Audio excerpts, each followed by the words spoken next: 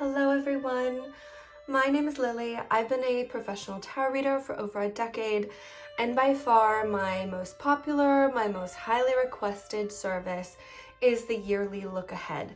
That's where I walk my clients through what they can expect and anticipate for the upcoming year. I do a deep dive analysis into each month, and we select different focus areas like their love life, career, manifestation, spiritual healing, and personal challenges. I thought today I would actually share with you my technique and my approach. It's certainly different than what a lot of other yearly tarot services I've seen online. And so if you're thinking about doing a reading for yourself or others, I hope that you can find this video really inspirational, because this is what I do for my clients and it seems to be the most popular and highly requested. So let's get started. First of all, when you're doing a year look ahead spread, you're not doing just one massive reading. You're really doing 12 smaller readings with 3 or 4 focus areas. So 12 times 3 is 36. So you're really doing 36 readings. That's a lot. It's a lot of topics to keep in your mind. It's a lot of energy to keep on the table. And so for me, how I like to keep it organized and structured is I use different decks. So first of all, I use an oracle deck to map out the archetype of each month. So for this year, I'm going to be using the Wild Unknown Archetypes deck. This is by Kim Krans, and it's really cool. It's a gorgeous deck. I'll just show you guys a couple images here. And I like this because some of the archetypes that she uses, they're very fundamental. They're very broad. They're very relatable. And so as I'm pulling these cards, and I'm referencing her guidebook, there's just a lot of content there for people to connect with and go on their own spiritual journey. So if you're looking for an oracle that's this is a huge deck, by the way. Look at how many cards she has in there. It's quite a lot. So that's what I use for my monthly kind of yearly overview, is I will pull some oracle cards to get an idea of the theme of that month or the energies that my clients should be working with. Next, I will use this deck to talk about their spiritual journey. It is called Ephemere. It is a gorgeous, all white, gold deck. It is absolutely luxurious. Let me show you a couple images in here. It comes with this nice little guidebook, but I use this because it's a slightly different structure than a normal tarot deck. It is modeled after the hero's journey.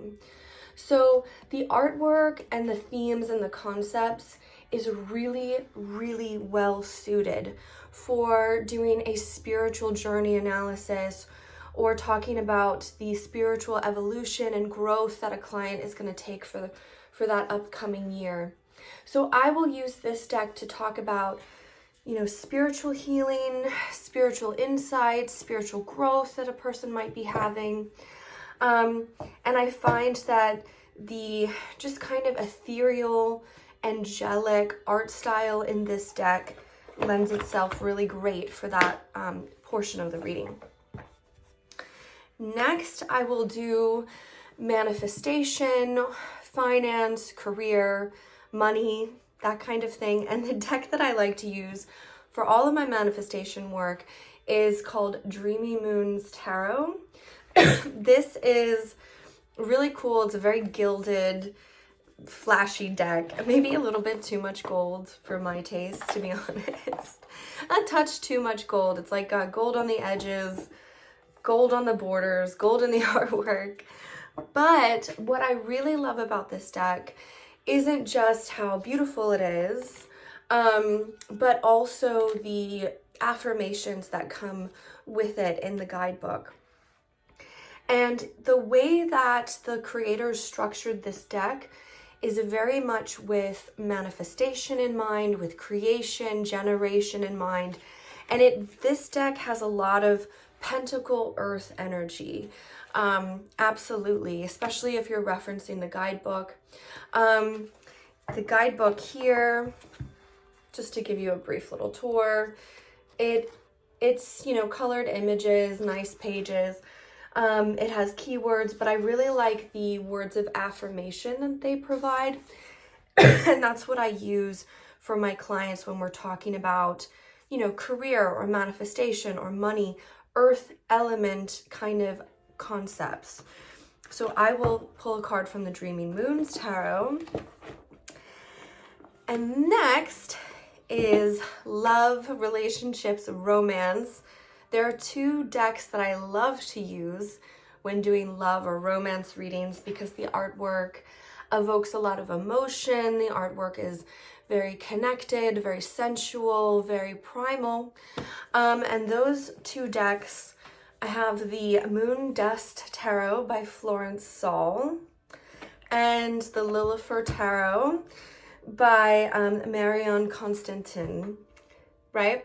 So I'll give you a little quick tour of these decks here.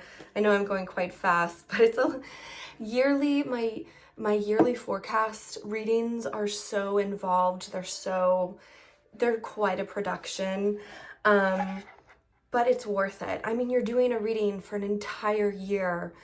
You're covering 36 different topics. I mean, you need more than one deck. I don't know why people do a yearly forecast with only one deck. I don't know how, but I have to use multiple. So the Moon Dust Tarot, it is gorgeous. It has gilding on the side. It has these like really pretty collage, very emotional kind of scenes. I find that you really kind of get like a dreamy quality from this artwork.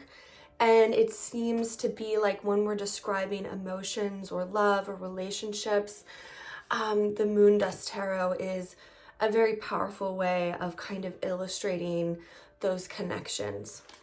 So I will use that. The guidebook that it comes with is pretty decent. You know, it's a pretty like reasonably thick guidebook. It's got quite a lot of text. So if you're really wanting to understand the archetypes and the symbolism in the artwork, it's a pretty good guidebook. The next one that I use for love and relationships is the Lilifer Tarot. This one is kind of quirky, kind of fun. The artwork is, oh my gosh, it puts a smile on my face every time. So it's like a watercolor style. It is, again, like the shapes, they don't have a specific gender. They're kind of just formless in that way. But the artwork is so fluid. It's so vibrant. So it's easy to translate relationships and relationship dynamics with this deck. I find it does a really good job. So when I'm pulling cards, I'll use either one of those decks. And then finally, the final focus area that I do is challenges, obstacles, shadow work. I don't necessarily want to say the negative aspects of that month, but they're more like the challenges that you can face or the shadows that you're going to walk through. You know, we can learn a lot, not only from positivity and the good news, but I do genuinely feel like our challenges and our obstacles that we face throughout our life are just as important to our spiritual growth, to our intellectual growth. And instead of reacting with like fear and anxiety about potential hardships in the future, if we can use tarot to embrace that and explore it and lean into it and fortify our own sense of resilience and acceptance, then I find that we're not as afraid of the future. When you accept that the future is going to have bad things in it. Like, I've said this a lot, but we're all gonna get sick, we're all gonna get old, we're all gonna die, we're all gonna suffer. That's part of being human. When you transcend that fear and you get to a state of acceptance, that's where we can grow resilience and wisdom and strength in adversity. So even though exploring some of the negative aspects that we meet or the challenging aspects can be a delicate topic, I actually think that it's essential. And any good spiritual healer or practitioner needs to bring that adversity to their reading. They need to bring that element to it, because it takes a lot of courage to face our challenges, but through facing them, we become stronger, we become more capable. And that is what I want ultimately for my clients. So the last focus area that I'll do is I will do challenges, shadow work, adversity, and the two decks that I love to use for that. I love these decks, by the way. The first one is called Corrupted Tarot, and it is a multi-artist deck. It is, instead of doing like the traditional upright meanings, they did the reversal meanings. So every single card has the opposite of what a traditional tarot deck would be like. Excuse me, I'm dropping cards. So it's all very dark and nightmarish and intense. Like this card here, it's so intense. We've got the werewolf and the broken mirror and the moon. We've got deep emotions and feelings in these artwork. It is so visceral, it is so raw, and I think that is one of the greatest things about art, is that it allows us to explore our shadow. It allows us to explore our fears and our nightmares and our challenges and our worries, because, as much as we want to have a peaceful life full of sunshine and rainbows, the reality is that that's just not the case.